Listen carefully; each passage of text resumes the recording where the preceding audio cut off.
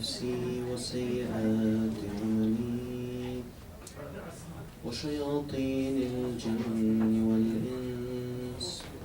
بسم الله الرحمن الرحيم. الحمد لله رب العالمين، والصلاة والسلام على رسول الله الأمين، حبيب إله العالمين، أبي القاسم المصطفى محمد.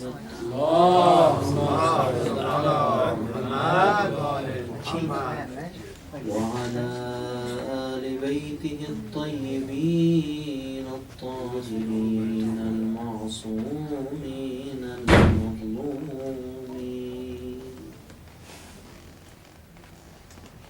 صلى الله عليك يا رسول الله، صلى الله عليك يا رسول الله، صلى الله عليك يا رسول الله. السلام عليك يا أمين الله في أرضه، السلام عليك يا أمير المؤمنين. I seek refuge with God from every form of evil as I begin in His name, the Beneficent, the Merciful. All praise belongs to Him, Lord of all worlds. Every possible realm, every possible universe is merely a possibility, a contingency, requiring something to tip it into existence. It's at an equal distance to existence and non-existence, to be and not to be. In and of itself, it doesn't have what it takes to make itself be. Every possible universe and everything in it that you can imagine is merely a contingency, a possibility. It's something, if you find that it exists, then it needs an explanation. How is it here when it doesn't have what it takes to explain itself by virtue of what it is? It needs something to tip the balance and make it be. Ultimately, the explanation is something that is self-explanatory. Because you always will continue to ask for an explanation until you reach something that is self-explanatory. This possibility actually happened. What's the explanation? X. Well, what about X? Is it self-explanatory or does it also require an explanation? If you say it needs an explanation, then what's this explanation? You're going to say, for example, Y. The letter Y. You keep on asking the question until you reach an answer which is self-explanatory. It doesn't require any explanation beyond it. And that is who we call God. His existence is self-explanatory. So whether it's an atheist, an agnostic, or a child that's asking the question, who created God? Where did God come from? That's the answer.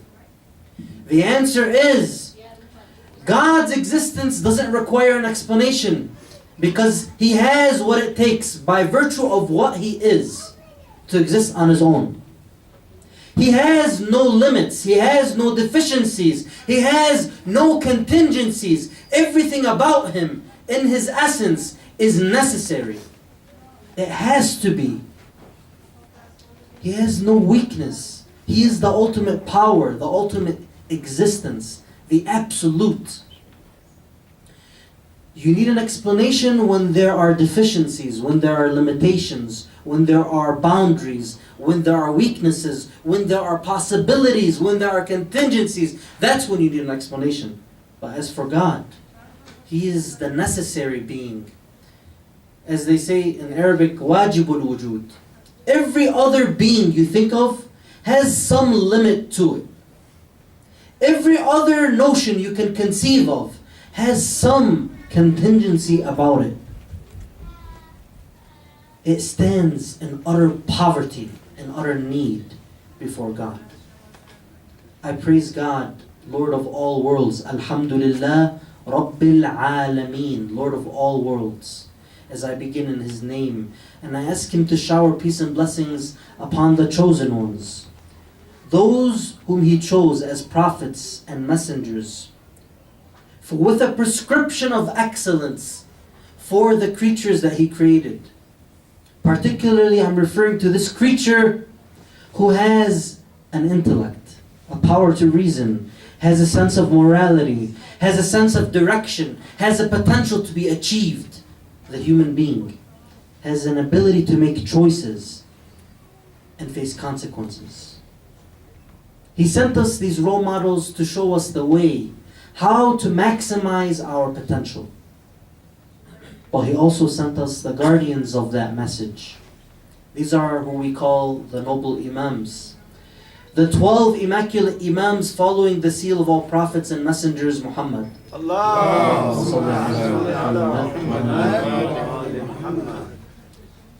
I ask God to accept our prayers as we ask Him to shower peace and blessings upon them all, especially the last of them, the final guardian, the last Imam, the 12th one who we are waiting for and is waiting for us, the awaited Imam Mahdi. May God hasten his appearance.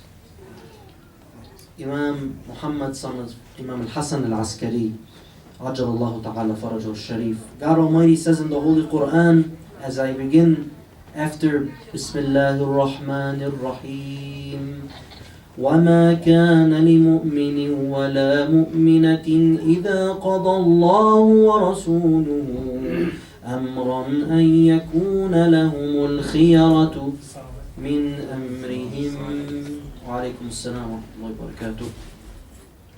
Part of the meaning from this verse, as we reflect on it, gives us a sense that when God decides, when God chooses, it is not up to a believer, whether it be man or woman, to go their own way when God has decreed something. We defer to God's choice, God's decision. Dear brothers and sisters, the reason why I was reflecting on this verse, or this part of the verse, is because it deals with our purpose in life. Our purpose as beings, as human beings, what we're trying to achieve in our journey in this life. Why does God send us prophets and messengers?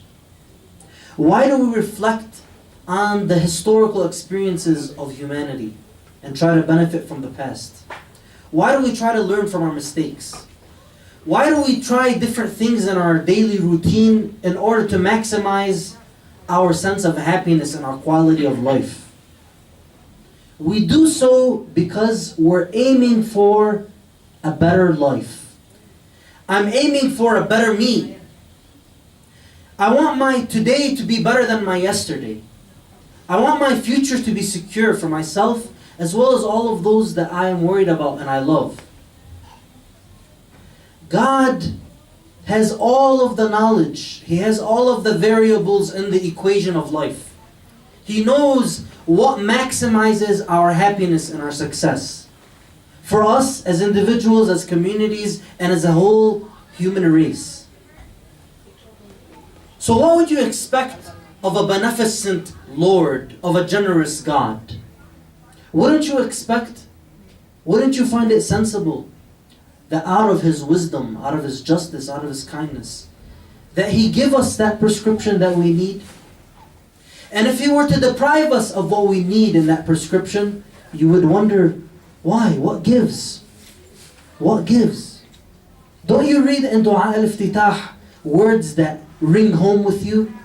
Deep down when you read those words, when He says, الذي لا تنقص خزائنه لا تزيده كثرة العطاء إلا جودا وكرما. He is the one whose treasure chests never decrease. Their treasures never go low, they never decrease in their level. Their treasures are always there, filled to the top. They never decrease from his treasure chests. He has infinite treasures. And no matter how much he gives, it does not increase him except in his generosity. A typical individual, the more they give, perhaps the more they might feel the weight on their heart of giving. And so they may be more reluctant to give. But when you're speaking of God Almighty, there is no stinginess in His realm. There is no decreasing of His treasures. The more He gives, لا تزيده كثرة العطاء. The more He gives, إلا جودا وكرما. It doesn't make Him anything but even more generous. This is what we read in Dua al-Iftitah. This type of a Lord, if He were to choose to send a prophet, a messenger, a chosen one, with a prescription of excellence for happiness and success in this world and the hereafter, for all of us, on every level, do you think that He would send us somebody who was half qualified? Somebody who didn't live up to the message He was trying to deliver to us? Sure. Typical individuals like myself, we have our shortcomings. People that haven't been appointed by God directly have their shortcomings. But if somebody, God was going to appoint him, God was going to appoint somebody to be His representative on earth, to deliver the message that He wants for humanity, would that individual be anything less than an immaculate, infallible individual? This is why we believe that prophets and messengers are ma'soom, impeccable, immaculate, infallible. Call it what you may. Call it purity, call it immaculateness, call it infallibility, call it impeccableness. Whatever you may call it, the gist of it is rooted partly in the idea I just mentioned. Furthermore, this is the same reasoning we use to say why we believe that the guardian of the message after Prophet Muhammad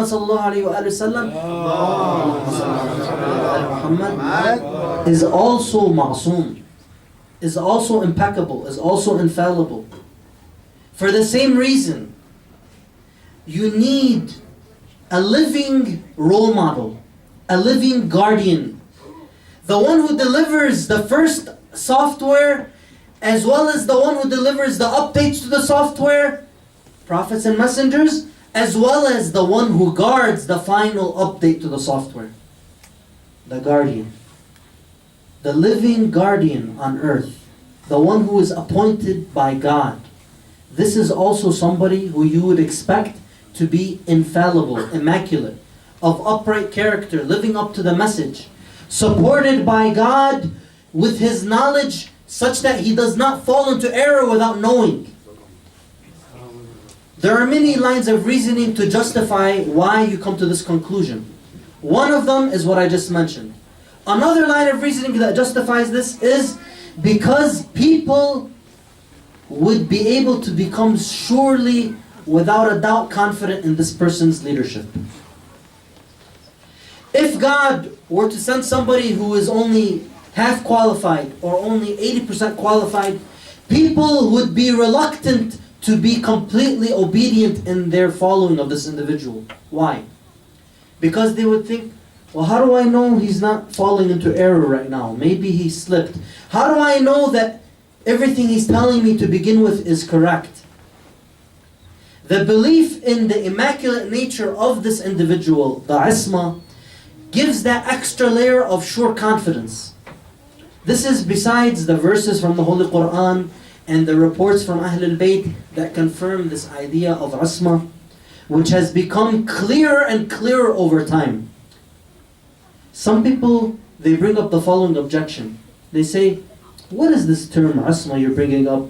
When did you come up with this? Historically, for those proponents of studying history who love to hear only about history, I love history as well. However, as I mentioned yesterday, history on its own is deficient. History on its own can only take you so far. If we do not have the proper background of thinking when we're looking at history, if we do not have the proper reasoning when we're looking at the details mentioned by historical accounts, it can only take us so far. So let's not be fooled by the glitter and glamour of this notion of studying history and historical expertise. Do you know that most, if not all, of the early historians of Islam were mainly theologians and jurists or transmitters of hadith? Do you realize this? Why do you think that they were not known as only historians? Actually, their main functions were not known to be as historians.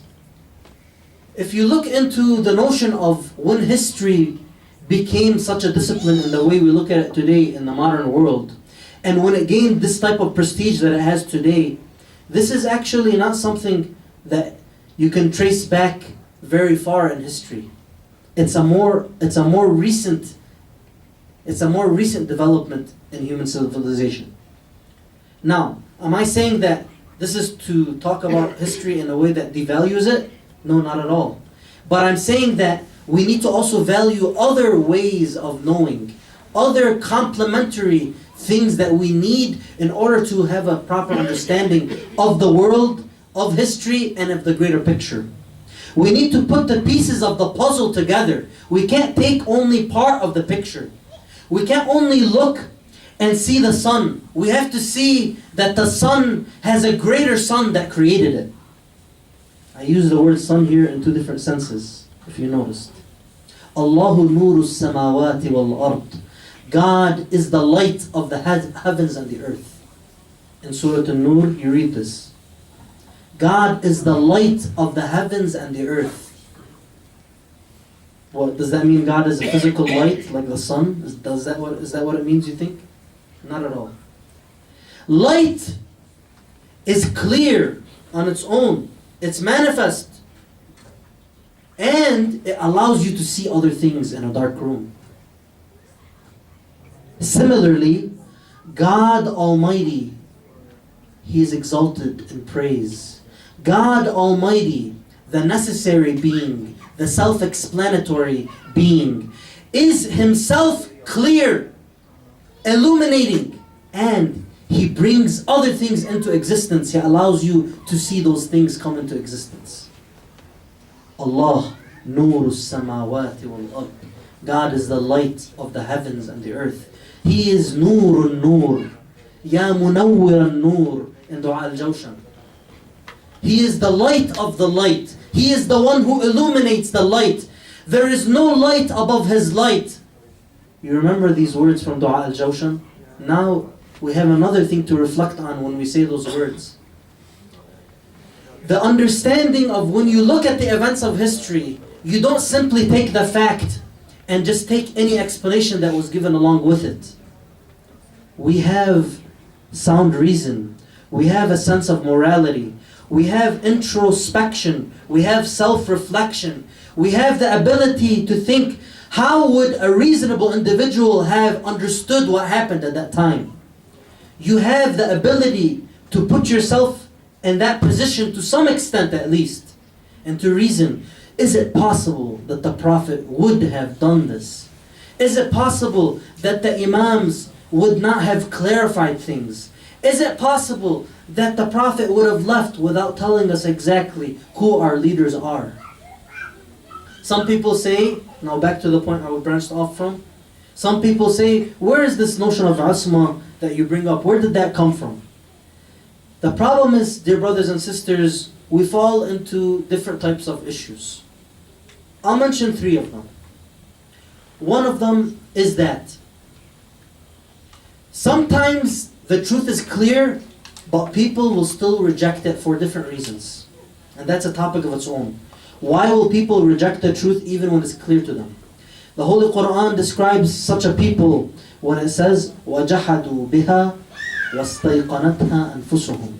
They rejected it despite the fact that their very own souls knew it to be true. They knew it with certainty. Deep down they knew but they rejected it. Why? That's a topic of its own. I don't want to get into it tonight. This is one. Two, sometimes we get stuck with the labels. We get caught up with the labels. What do you call this? Asma? You call it infallibility? You call it immaculateness? You call it impeccableness?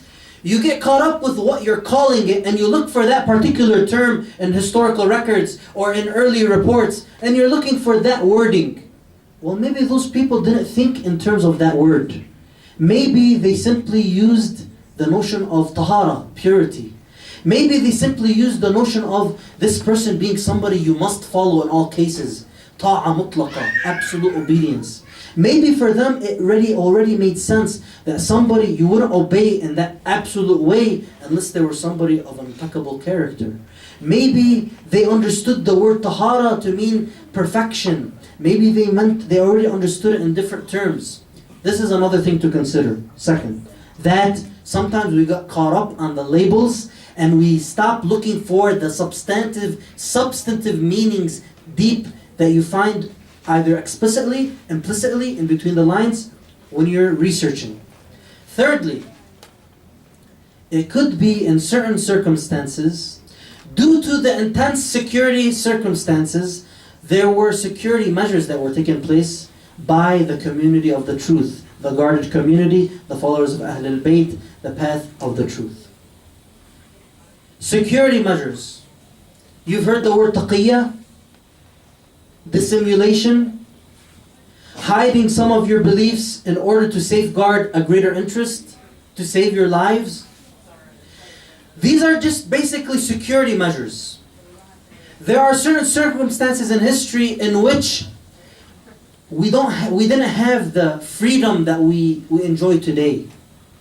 The freedom that we enjoy today to express our faith, to express our beliefs, to practice our beliefs. The community of Ahlul Bayt, based on the teachings of Ahlul Bayt, they were urged to be the best amongst their tribes and their communities, to live amongst the rest of the general Muslim population, to attend their gatherings, to attend the prayers, to attend the funerals, to visit the sick, so on and so forth. To be part and parcel, integrative members of their community. However, with preserving their identity. But also was a given in that in certain cases, when they were in harm's way, they would have to practice taqiyya, hide certain beliefs, not expose all of what they believe because of the circumstances, the security measures. Sometimes the imams could not even speak to some of their close companions in public. And even in private, they may have only entrusted some knowledge to some of the companions and not to all. To some companions, they would say some things. To other companions, they would say different information. Luckily, walhamdulillah, with the blessing of God, through the careful planning and wisdom of Ahlul Bayt, generation after generation, today we have access to much of a wide array of that information. The companions of hadith that have survived to today have such a wide breadth of information for us. It's available to us today. But was the same information available to every member of the community in the past? Maybe some members of the community only met with this companion or that companion, so they didn't have all of the reports of Ahlul Bayt. Other members of the community met with different companions, so they only had exposure to those reports, to those words of Ahlul Bayt. For them, they had to piece together the pieces of the puzzle in a way they didn't have all of the information at their fingertips the way we do today. We have the information at our fingertips today. You can electronically search all of the surviving hadith literature at your fingertips. You can ask the scholars who have been researching all of the available information to them for generations. They spend several decades of their lives studying this material. So when some people say, where did this idea of the immaculate nature of the imams come from? Where did this idea of the 12 imams come from? Didn't this develop later on in the Buyid period of history? In later centuries, in the 4th, 5th century, 6th century? Didn't this develop after the supposed ghaiba of your 12th Imam? That's when they made up all of this story about the 12 Imams? Some people bring this up. You may have heard this in your community. Either, I don't know if anybody has spoken this on the podium, or at least in private, or you may hear it in the university, or you may have seen it in a book. Dear brothers and sisters, the problem is this: taking a very limited scope of history and then only opening up to one possible interpretation makes you come up with this type of talk. The answer is there are many possibilities that you could have read the events of history and come up with a very different interpretation. I just mentioned 3 possibilities right now that you could look into things and it makes more sense. Because what would you have expected?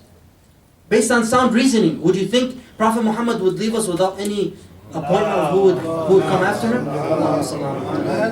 Not at all. Would you expect the previous Imams not to tell us who the next Imam is? Not at all. Then how do you explain what happened? One of the ways possibly is what I just said. That the access to the information that we have today, of course not only today, since many generations, but the clarity that developed in time, it didn't mean that it didn't exist in the beginning. It didn't mean the Prophet didn't say it, didn't explain it. It didn't mean that the Imams did not explain this before. They did. However, based on the security measures that they took, it could have been that they kept some of the information given to some of the trusted companions, and that though that trust was the basis for transmitting to the rest of the community as time progressed and as things became clearer. So as you can see, dear brothers and sisters, the planning for this type of a progression is one of the ways to interpret it. Instead of saying, oh, they just made it up later on, as some would possibly tell you and want you to believe, but is wrong on so many different levels, you could alternatively and correctly say, no, what happened was the Imams had planned strategically for protecting the community from the enemies, protecting the following Imams, guarding the message through normal means, through using their network of trusted individuals, through practicing this notion of security measures, giving some of the information to some of the trusted companions, other information to others, and having this become clearer and clearer to the broader community as time went by, until you ended up with the survivors of the test of time. God protects the true message. The extinct groups, the extinct schools of thought, they have not been guarded, they have not been protected. The message that has been protected is the message of 12 Shia Islam, guarded by the 12th Imam and those who work at his service, whether it's behind the scenes or in public. If you read history with the understanding that there must be a guardian, with the understanding that there must be a protection of the message in every day and age, then when you look at the different accounts that some historians bring up, or some thinkers or writers bring up, you'll be able to put it in the proper framework to understand it in a way that makes sense in the bigger picture. So as you can see, what I mentioned yesterday about the value of history and the position of history was to put it into the proper context and the proper framework. Many a time, it's not about what is being said. It is not about what is being done. It is about how it is being framed. It is about where is it being put in the broader picture and how it is clicking with us at a given moment. And a clear example of this is what you see in the dua literature. How many times do we read the same words over and over again? But some nights it just clicks with you, it just hit you in a way that struck home. And you see that you've been shook, you're shaken. You get goosebumps. Your eyes start to tear up. The tears start dripping down your cheek. What was it? What was different about tonight? What changed? What changed? The mindset you were in. What you had done earlier in the day.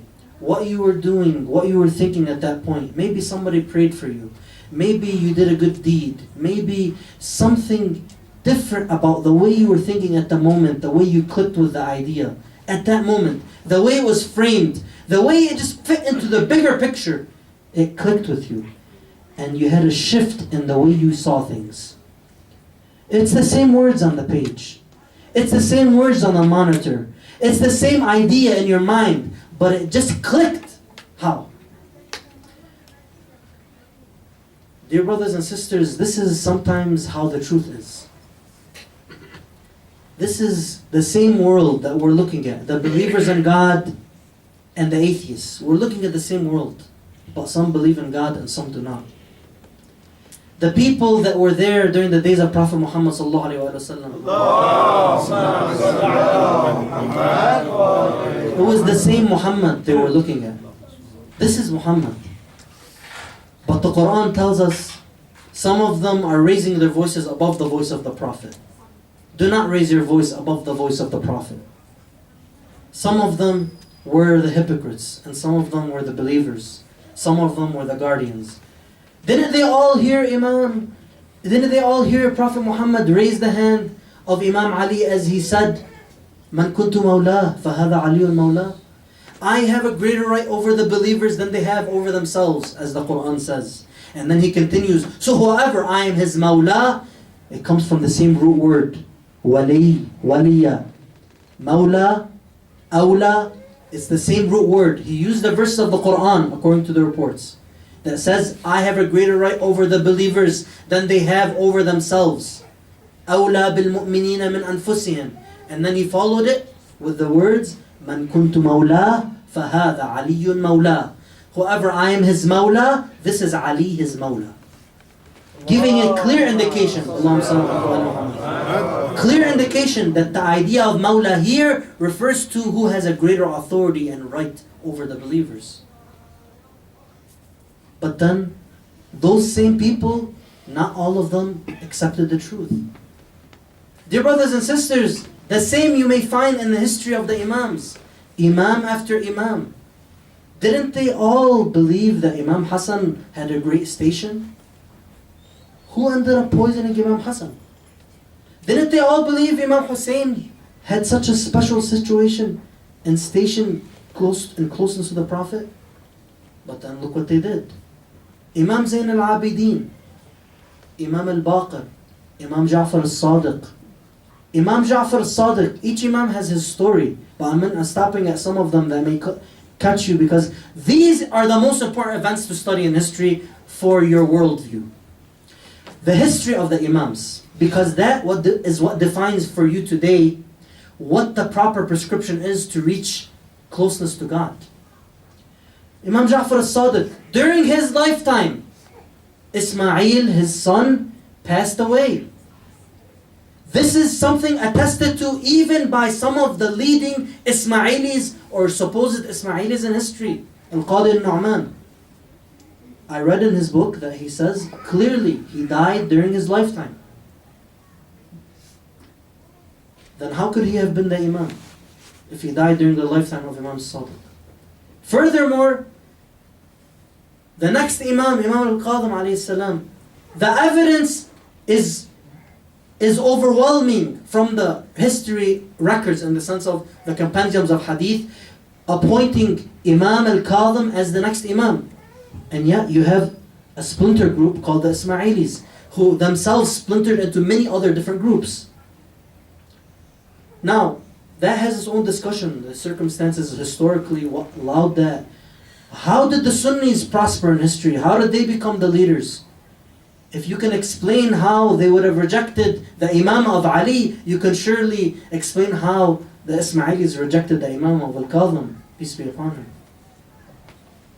The reality is, there are so many different leads and pieces of the puzzle that make it clear. 12 Imams mentioned in Sunni and Shia sources. Hadith al-Thaqalain, Quran and Ahlul Bayt never separate, which implies the idea of purity, of impeccability, of being infallible.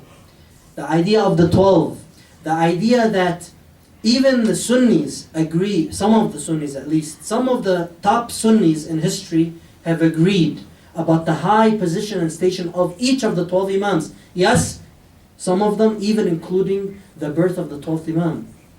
They remained Sunni, but they admitted that there was born a son of Imam al-Hasan al-Askari. And each of these, by the way, is a topic of its own. But the main theme that I've been focusing on today is the idea of putting things in the proper perspective, in the proper framework. History on its own is not enough. We need to have reflection, sound reasoning, a sense of morality, a sense of what makes sense. What would make sense to you deep down in your heart, and as you reflect and you think with sound reasoning.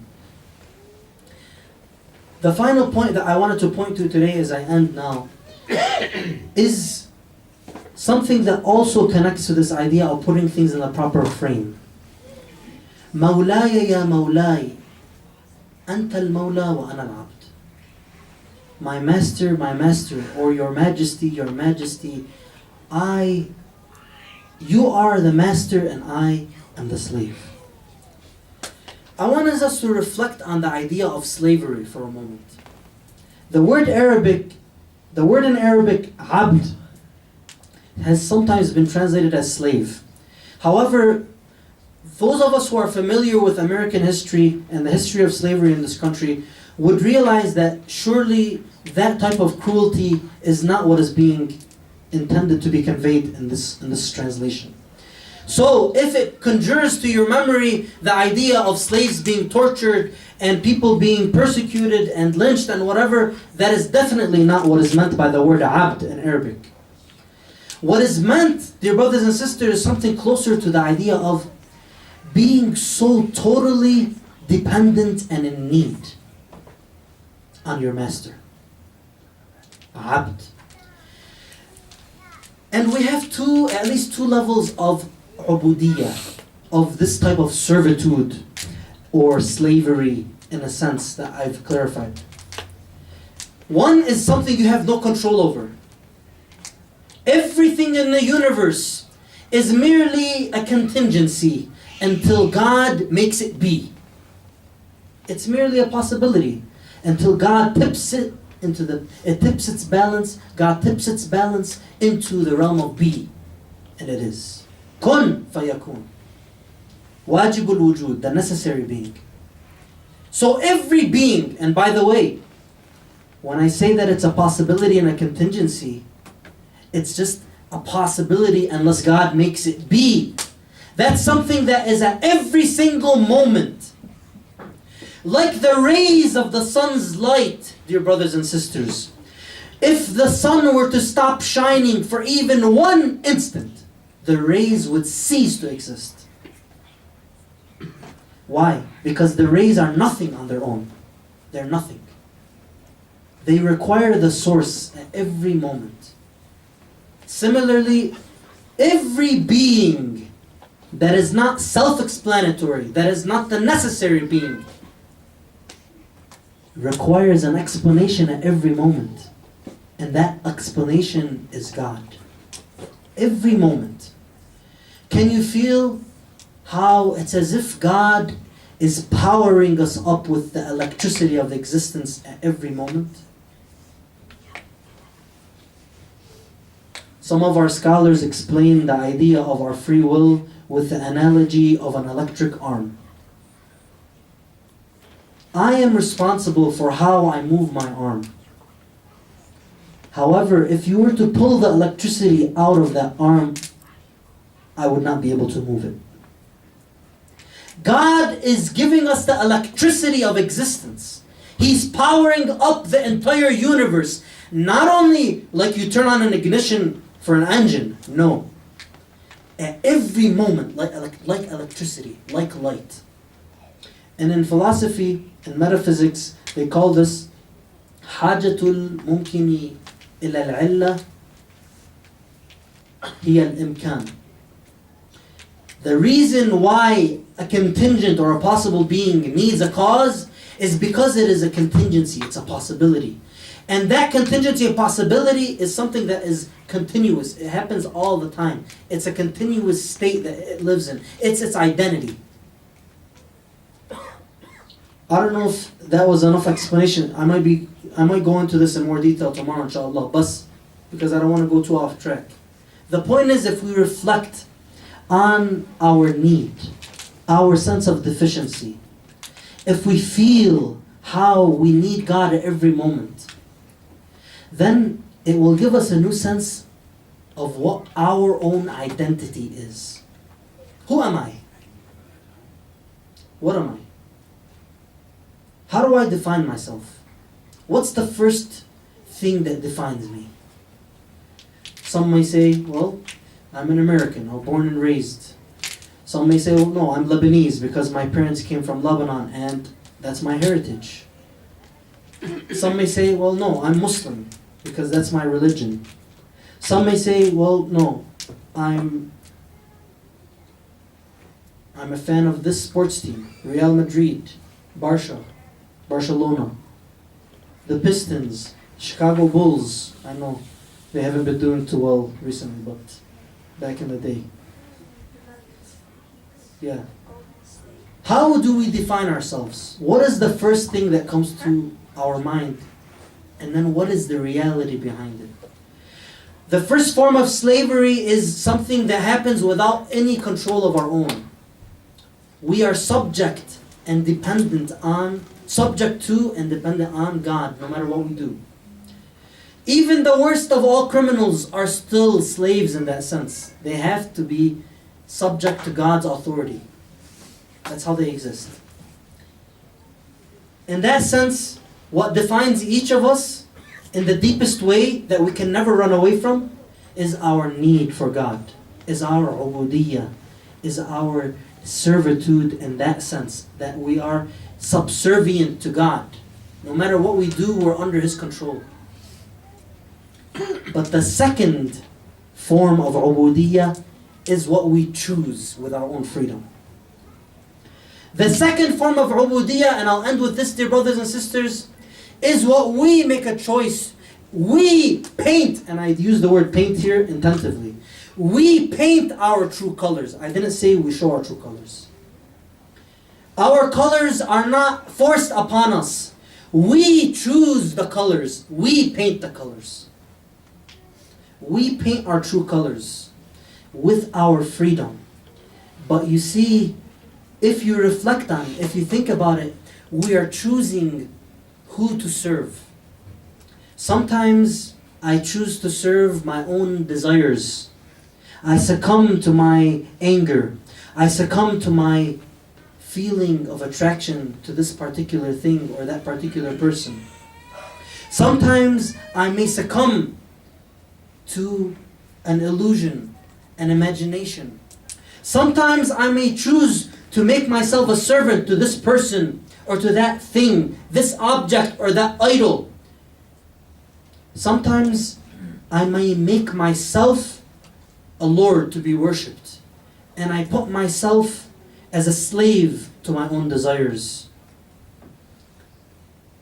If that's what I've done, then I've defined my identity to that extent.